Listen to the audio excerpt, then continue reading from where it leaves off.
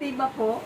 Oh, hindi naman natin yung kailangan na papuri ng tao, kundi yung maparangal natin ang banal na pangalan ng Diyos para tayo ay magkamit ng biyaya at pagpapala na magmula sa Kanya. Praise Yahweh, hallelujah. Kaya nga, sabi, kaya tayo ay matutong magpatawad sa mga nagkakasala, sa mga nagkukulang, sa mga minsan nagkakamali sa atin dahil wala pa namang perpekto.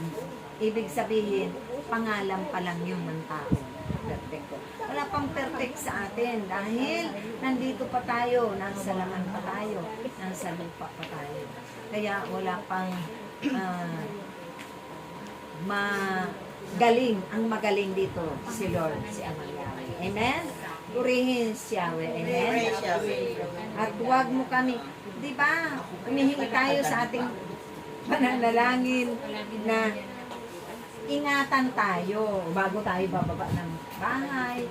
Di ba, sabi natin, Ama, balutuin mo kami ng iyong kapangyarihan, ng iyong malabay na pakpak, Panginoong Yesu Cristo. Balutian mo kami ng iyong kabanal-banalan dugo upang kami ay hindi dyan ma-aksidente, matukso, makahama, makamit namin yung mga salot ng iba't ibang karamdaman. O diba? Nung COVID, panay ang ganun ang panalangin natin at saka hanggang ngayon. Para hindi tayo gapi ng mga masasamang elemento dahil dyan lang sa paligid natin ang mga tukso. Hindi yung sasabihin mo, tukso, layuan mo. Kundi tayo ang lalayo sa mga tukso ng pagkakasala. Iiwas. Hinay-hinay. Dahan-dahan. At tayo naman ay masasanay din sa mabubuting bagay gumanap nito o magbahagi lagi at magpalaganap sa sanlibutan. Maisa sa pamuhay din natin yan, unti-unti man. Dahil yan ay kalooban ng Diyos na nararapat natin sundin at tukdin. Dahil nangako tayo sa Kanya. Diba? Sapagkat sa Kanya yung kaharian. Siya ang naghahari dapat sa sanlibutan ito. Mangibabaw nawa sa ating puso, sa ating buhay ang Kanya paghahari. At tunay na kapag siya ang naghahari, ay wala na tayong hahanapin pa. Palagi tayong makakaganap. Hindi na tayo matatakot, wala nang pag-aalinlangan, wala nang mga pag-aalala. Hindi na tayo natatakot maubusan ng pamasahe, ng mga pagkain, ng damit, ang maraming nagbibigay. Maraming pwedeng sukubin ka sa pamasahe. O, sa prayer meeting, prayer eating, prayer bringing. Lahat libre yun. Dahil sa araw ng bukas, pag walang prayer meeting, bayaran mo na, bibili ka na. Diba? Nagme-merienda. At huwag tayo iharap sa mahigpit na pagsubok. Normal yun na may mga pagsubok tayo, kaakibat na ng ating mo. Pinahihintulutan niya para tayo ay tiningin, dalisayin, lumabas yung tunay na ginto. Tunay na kulay na pag-uugali. Kasi aalisin, uhubaran tayo ng Diyos sa ating pagharap sa Kanya, sa ating paglilingkod. Dahil siya ang dapat natin susundin. At tukdin natin ating mga pangako ng may kababaan ng kalooban, tulad ng pag-ibig at kagalakan, habang tayo ay sumusunod at gumagamit ng ating. Dahil kailanman na tayong magagawa kung tayo ay malayo sa Diyos, kung hiwalay sa Diyos. Dahil kung tayo ay mga kontrapelo, mga pasuwayin, mga masusuwayin, mapapatid yung ating relasyon sa Diyos. Lalo na kung hindi tayo nananalangin araw-araw. Dahil ito ang relasyon natin sa Diyos, yung pananalangin. Yung pagtawag sa Kanya, yung paghingi sa Kanya ng saklolo, pagmamakaawa natin. Dahil siya ang Diyos na maawain at mahabain. Kaya, kumpletong pananalangin. Kahit na maiksing pananalangin yan, kumpleto at may kabuluhan. Amen? Dahil yun yung turo ni Amang Yahweh ay ng ating Panginoong Hesus Kristo. Na huwag na tayo gagamit ng kung ano-ano pa na mga salita. Kundi ay yung sakto at direkta sa ating Amang nasa langit. Kaya nawa matuto tayo sa itinuturo ng ating Panginoon. Ay, na.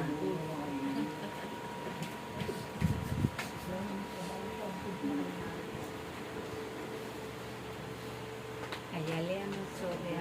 Kaya kayo naway Soya reshiya. ang mga turo ng Diyos. Wala sorya. Ito ay inyong sundin Washikia matuya. upang kayo nakasunod sa kanyang pag-aaral. Osya. Ang bawat isa sa Soya inyo tiyas. naway palaging puno ng Soya matuya. puno kayo Ayale ng kababahan, Yeshe. puno kayo ng kagayahan Ocho kunikia. upang kayo Alati. makasunod Iyale. sa kalooban ng Diyos. Patuloy kayong umasa sa Kanya at maging tapat kayo Okay. na lingkod ang Diyos. Ito'y isabuhay ninyo ang lahat ng mga turo ng Diyos upang kayo magkamit ng buhay na walang Salamat. Praise Yahweh. Amen. Na yung mga bagay na kanyang itinuturo ay talaga.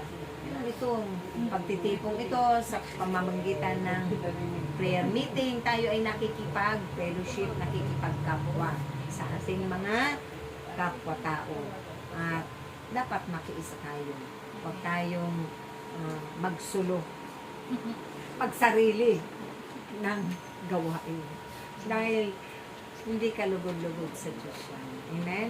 Dapat sumunod tayo sa ating Panginoon kung ano man ang kanyang pinagagawa. Makiisa at mapatawad. Para lang sa ganun, kung may mga pagsubok man tayong mararanasan sa ating buhay paglilingkod, nariyan ang mga kapatiran para ipanalangin ang ating mga pagsubok. At tutulungan tayo, mamamala sa kita. Andiyan ang ating punong lingkod. Kausapin natin ng direkta. Hindi doon sa oras ng prayer meeting na doon ka mag-iiyak. Magsasalita. Bagkos pwede mong kausapin ng sarili lang. Dahil ang komunidad na ito makatutulong, hindi makakaperwisyo, makakapagpabigat ng ating pasanin, makakapagpagaan dahil tulong-tulong tayo dito. Kapag nagtutulungan, magaan ang daladalahin. Iba po, tunay na walang bagay na hindi natin mapagpatagumpayan dahil lang dyan ang ating Panginoon. Amen? Praise Yahweh. Amen? Hallelujah.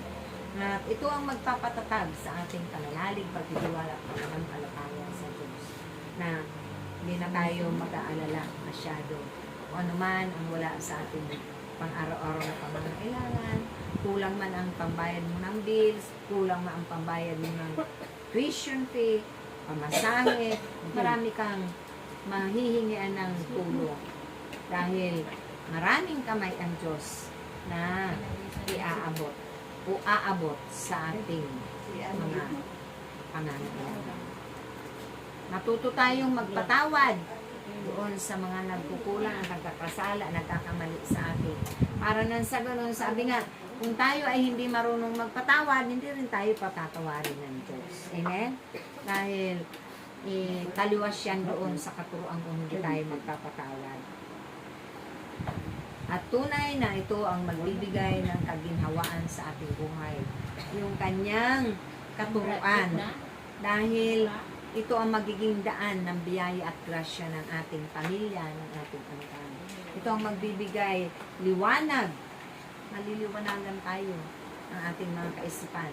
Ito ang aalis ng mga put at galit dyan, mga basura dyan, para walang hadlang sa ating biyaya at grasya na makakamtan at tatamuhin na nagmumula sa Diyos. Dahil yun ang magiging hadlang. Maraming basura tayo. O galit, paginanakit, pagdaramdam, selos, inggit, ako. Lahat yun.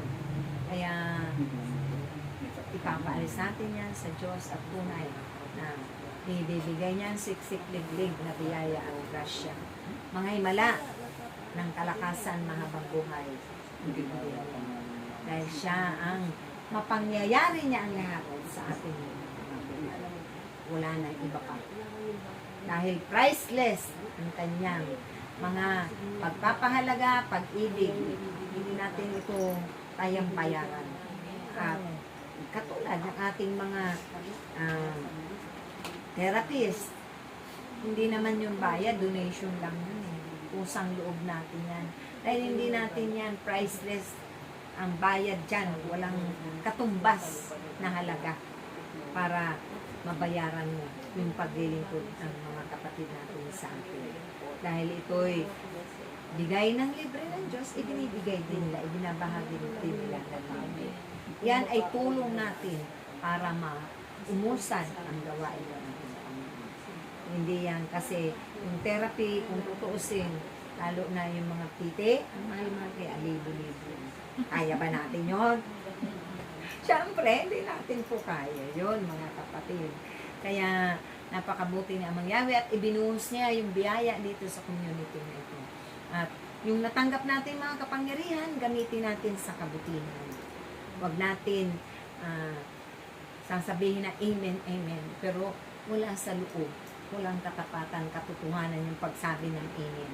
Kasi parang tinutuyak-tuyak natin yung ating Panginoon, Amang Yahweh. Walang kasinungalingan. Buong sincero na nag-yes ka. Yes, Lord. Yes, Lord. At sa pamamagitan ng gabay at pangunguna nila, talaga naroon yung katagumpayan natin nila. Amen? Sama-sama together lagi.